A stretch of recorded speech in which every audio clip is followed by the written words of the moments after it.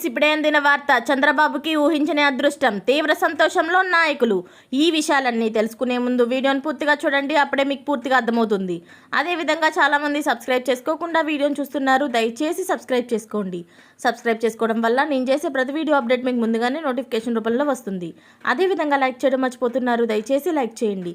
Like చేయడం వల్ల ఇటువంటి ఇంపార్టెంట్ ఇన్ఫర్మేషన్ చాలామందికి రీచ్ చేసిన వాళ్ళు అవుతాం. ఇక లేట్ చేయకుండా వీడియోలోకి వెళ్ళిపోదాం. కేంద్ర వార్షిక బడ్జెట్లో ఎన్డీఏ ప్రభుత్వం అనేక రంగాలతో పాటు రాష్ట్రాల అభివృద్ధి కొరకు మౌలిక వసతులు కల్పించేందుకు నిధులను కేటాయించింది.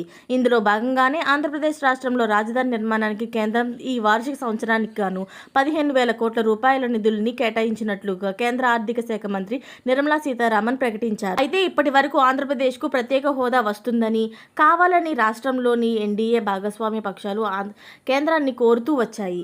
అయితే ఏపీకి కేంద్ర ఆర్థిక హోదా సాధ్యపడదని గతంలోనే చెప్పిన మోదీ సర్కార్ ప్రత్యేక ప్యాకేజీ ప్రకటిస్తామని, రాజధాని నిర్మాణానికి తగిన విధంగా నిధులు కేటాయిస్తామని మాటిచ్చింది.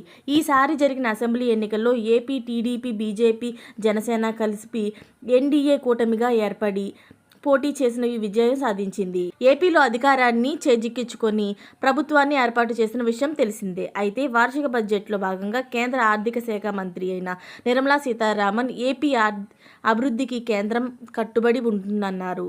అవసరాన్ని బట్టి అమరావతికి మరిన్ని నిధులు సమకూర్చుతామని కేంద్ర మంత్రి ప్రకటించారు. అలాగే ఏపీలో వెనుకబడిన ప్రాంతాల అభివృద్ధికి కూడా కేంద్రం కృషి చేస్తుందని, విభజన చట్టంలో పొందుపరిచినట్లుగా ఏపీకి అవసరమైన మేరకు సాయం చేస్తామని తెలిపారు. ఇలాంటి లేటెస్ట్ అప్డేట్స్ అన్నీ మీరు ముందుగా పొందాలి అనుకుంటే ఛానల్ని సబ్స్క్రైబ్ చేసుకోండి. అలాగే పక్కనే ఉన్న గంట సింబల్ని క్లిక్ చేయడం మర్చిపోకండి. Thanks for watching friends.